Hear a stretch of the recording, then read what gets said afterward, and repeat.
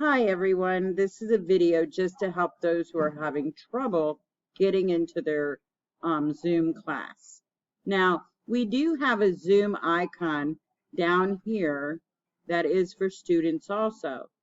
They can go right here to their Focus account, and I have to go into my account. I'm going to go to My Information, go to the web pages. This is the web pages, and I'm just going to pick one of the classes. When I go in, I see resources. I click resources.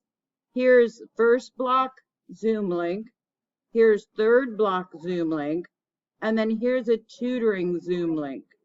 So when I click into that Zoom link, all I have to do is just open the meeting and it'll say, here I am. Now it's asking me to start a new one because it's past the time for that one, but it should open it right up.